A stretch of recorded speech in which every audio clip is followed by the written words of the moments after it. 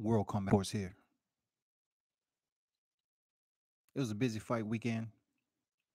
We had some boxing, MMA, and World Combat Sports. I deal with all combat sports across the platform of full contact. And this particular video will be involving the UFC main event that included Stephen Wonderboy Thompson against Darren the Gorilla Till.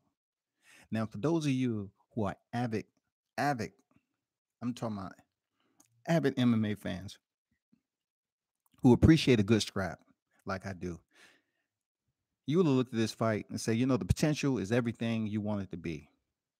Leading up to it, it was controversial. It's hard to dislike Stephen Thompson. This is a guy whose smile is totally deceiving. You know what I'm saying? I mean, a guy with that much skill set and prowess, kickboxing skill, fifth degree, black belt in Kempo. I mean, he was a top tier fighter in Chuck Norris World Combat League. Dude was legitimate. He got some crazy skills. The way he closed distance and his wide stance, very very fast and accurate striker in the UFC. And then you have Darren Till, out of Liverpool, England. Not too much is known about this fighter. He was tough, and he was going to be a worthy contender. That's pretty much what you know about him. He's in the process of blossoming in MMA in the UFC. But let's get down to it. This was crazy. Darren Till, he showed up. He's freaking he bumbled on the scale. He failed at the scale, so to speak. He came in overweight. He fighted welterweight. Both of these fighters, Thompson and Till, fighted welterweight, which the weight limit is 170. That's the target. So unless it's a catch weight, you have to come in there and meet those standards. That's how it goes. And Till missed weight, and a big deal was made from, you know, him not kind of, showing enough discipline there. Who knows what went on? These fighters have to do strange amount of fight camps and really don't know what happened. But Steven, Wonderboy Thompson showed up as always on weight, class act. So going into the fight, I'll give you a little backstory on this. Stephen Wonderboy Thompson has been somewhat like a golden child on the rise, that he was going to be the next up and coming superstar in the UFC at welterweight. So as he was progressing, the collision with him and the current welterweight champion Tyron Woodley is going to happen. So when it finally took place, the first fight was in favored Tyron Woodley, which people say to this day that he's a boring fighter, but dude is not a world class fighter.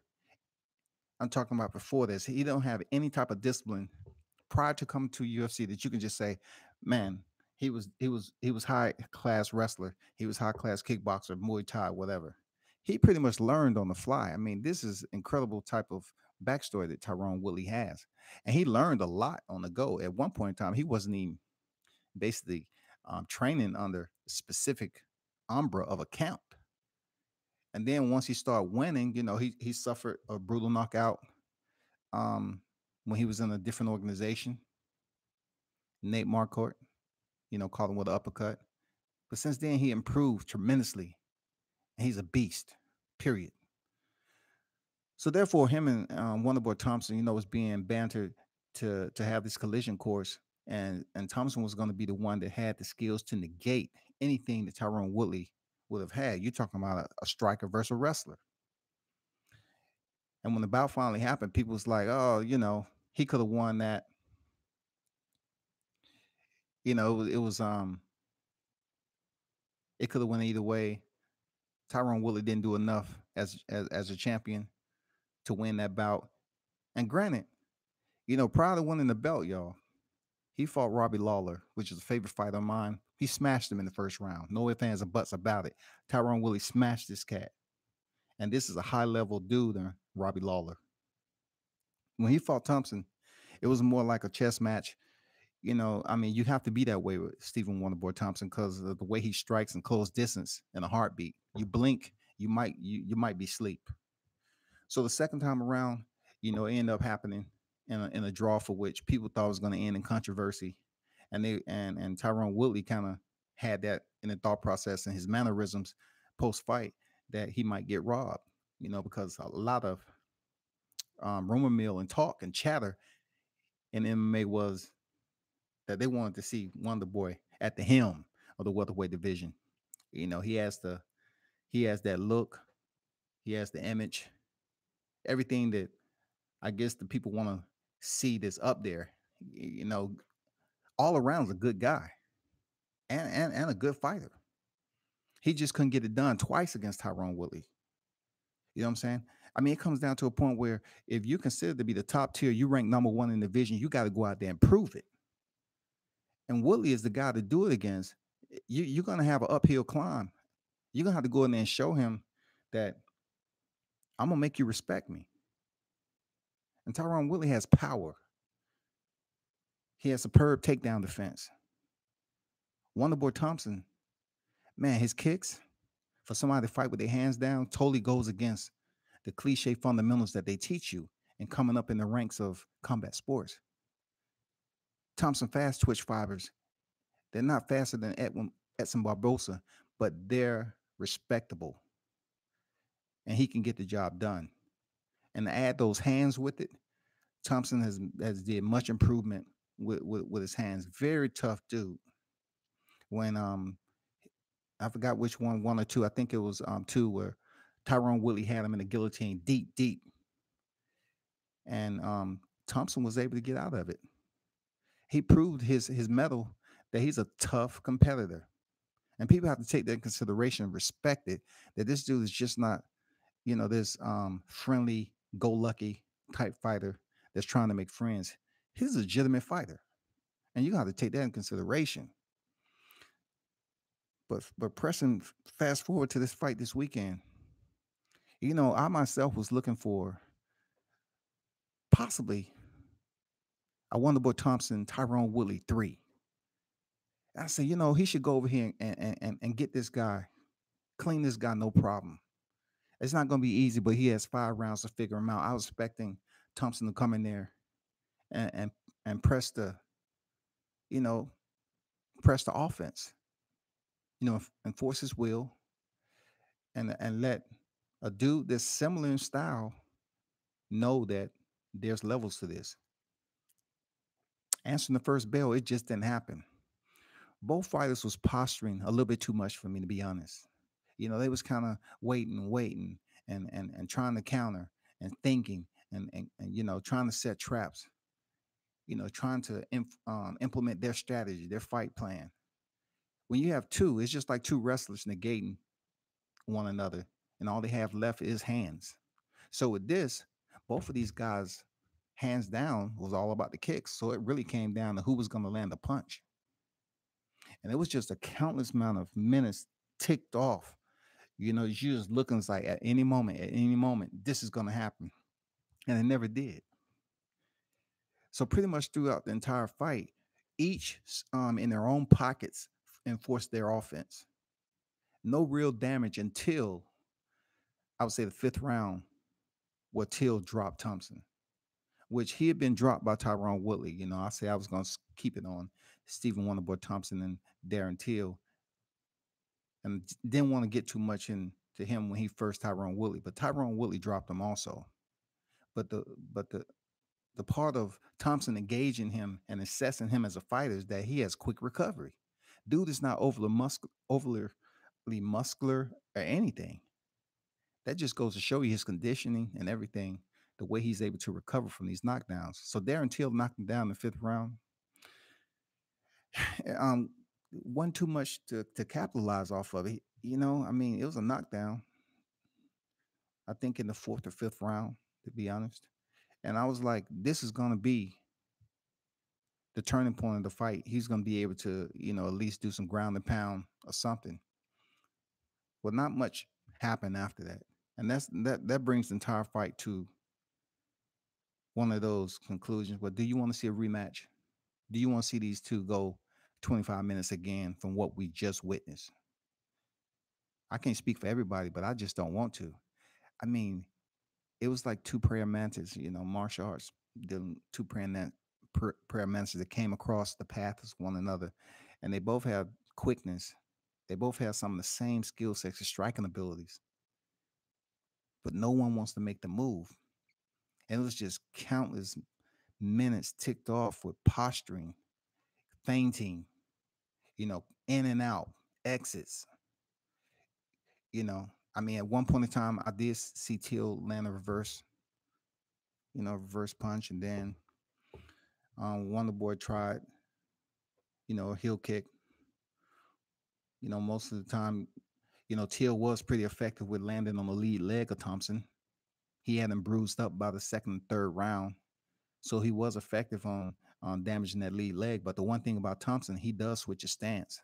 Like both fighters started off in the southpaw stance, but the good thing about Thompson, he can fight from any stance, conventional, non-conventional. That's what type of fighter he is. But ultimately, when it boils down to proving, are you that guy to go up there and lift the belt from Tyron Woodley? I just don't see neither one of these two doing too much.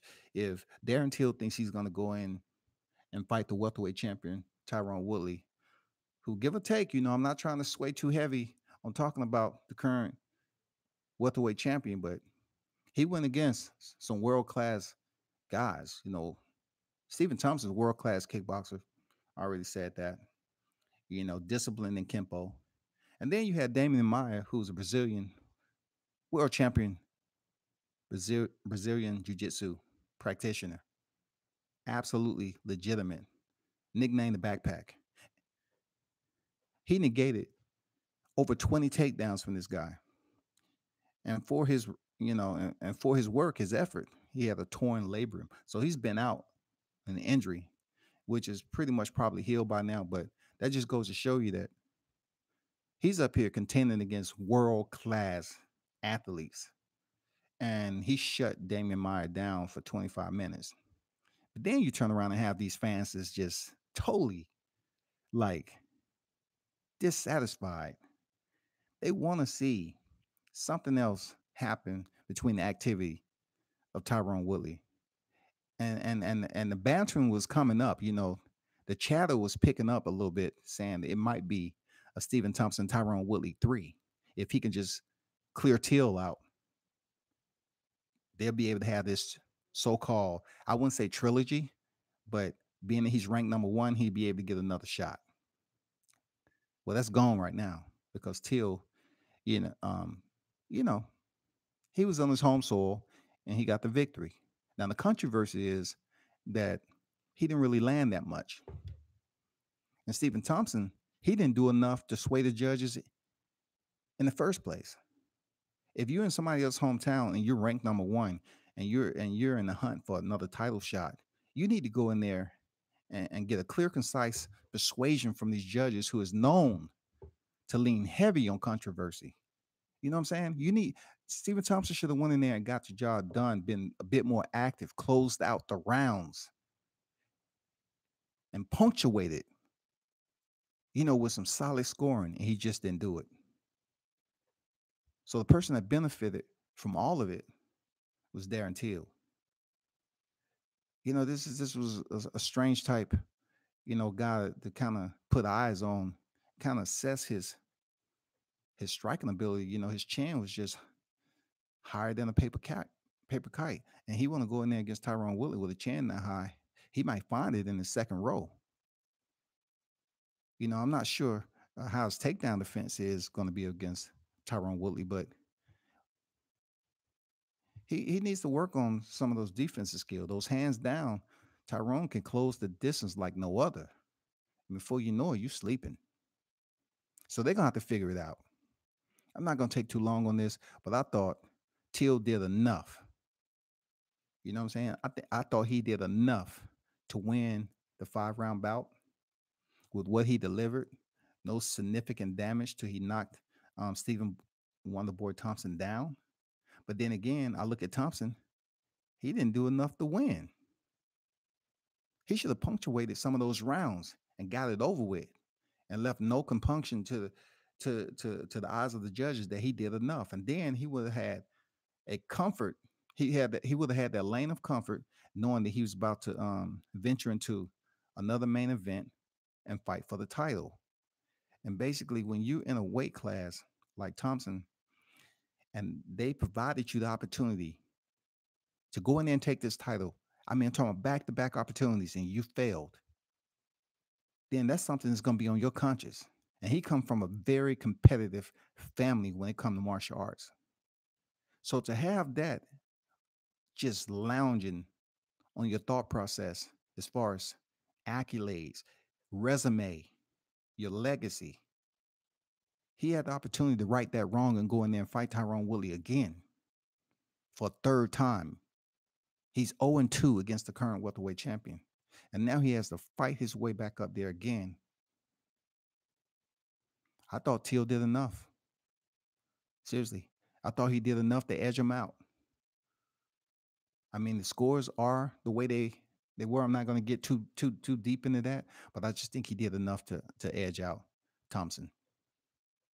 I wasn't disappointed with the scorecards. As much posturing, fainting, just pop shotting here and there. I mean, you can say some of what they did was scoring. Okay, we get it. But it wasn't enough to the point where what we expected from the number one ranked welterweight in the world in the UFC division in MMA. That's just not enough, Stephen Thompson. And Darren Till, did he gain some fans? I'm sure he did. He was a pretty exciting dude to watch, to be honest. Chin in the air, hands down, mirror image of one another. It was kind of crazy watching them say, you go, nah, you go, you go, nah, you go. It was a back and forth. It was kind of hilarious to watch, man. But to the MMA fans, they was probably up there like, I paid my money to see something other than this. I'm disappointed. So back to the drawing board for Stephen Wonderboy Thompson. And for Darren Till, he's go forward. I'm pretty sure there will be a scrum between him and Tyron Woodley. And if I have to make any predictions in that fight, I'm going with Tyron Woodley, in the third. Tyron Woodley initially with his cardio and everything, that's not the case right now. He's been solid 5 rounds. And I think with this posturing, just like him fighting Thompson in the beginning, I think he'll get the job done against Till. I would say, hold those hands down all you want, that Darren Till. And Woodley's gonna put you to sleep. He's gonna give you that in cage sedation. You know what I'm saying? And the kind that you don't want to wake up to and see the ref waving at you. So you might want to, kind of practice a little bit going in against a power punch and Tyron Woodley to kind of put some defense, get that high guard, hold both phones up. Because I'm going to tell you, Tyron Woodley going to make him ring. He's going to give you a call. This is World Combat Sports. And I'm going to get back with you.